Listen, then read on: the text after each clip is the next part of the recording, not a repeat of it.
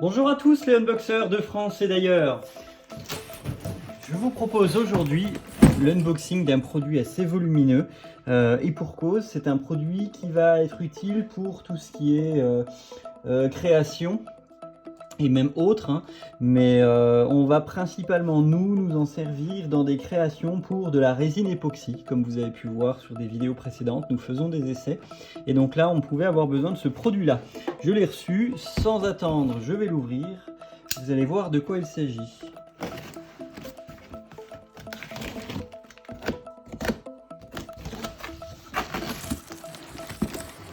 C'est assez volumineux. Pas mal volumineux, effectivement. Alors, nous allons retrouver un contenant de type cocotte minute. Nous allons retrouver,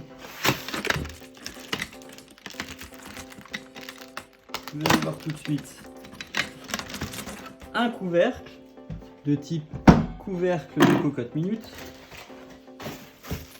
Nous allons retrouver des espèces de filtres. Nous allons retrouver des robinets avec un manomètre. Oh là là, le suspense est insoutenable. Qu'est-ce que c'est que ça? Dites-nous dans les commentaires à quel moment vous avez trouvé ce que c'était. Voilà. Forcément des raccords. Oh, ça c'est une prise, donc ça va se brancher. On a encore des rondelles, des joints, des filtres. Alors la notice, je vous la montre pas tout de suite.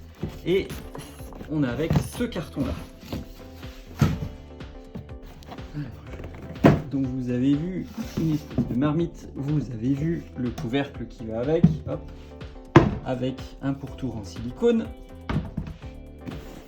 Et puis un autre carton. Alors.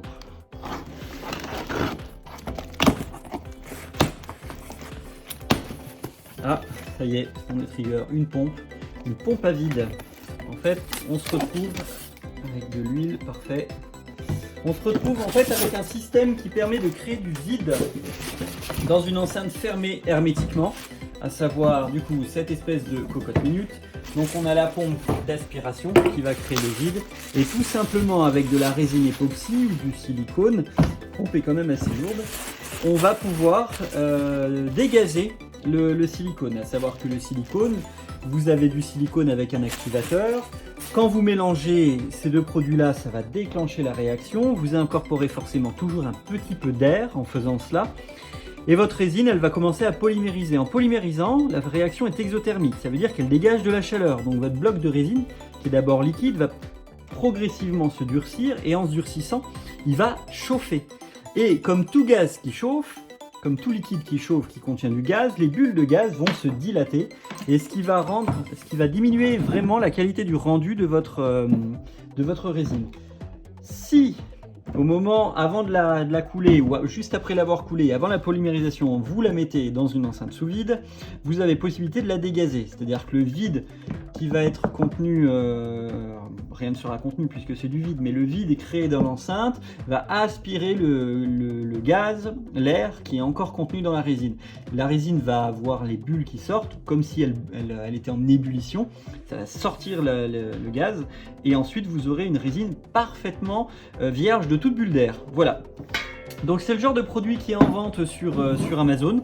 C'est le genre de produit qui est utile lorsqu'on veut faire ce genre de production de résine époxy avec un rendu assez propre. On essaiera ça ultérieurement dans des nouvelles vidéos de création sur la chaîne. En attendant, dites-moi si vous utilisez ce genre de produit, dites-moi si vous avez déjà joué avec de la résine époxy. Sur le chemin des commentaires, vous rencontrerez le bouton s'abonner et la cloche, n'hésitez pas à les activer. A bientôt les unboxers!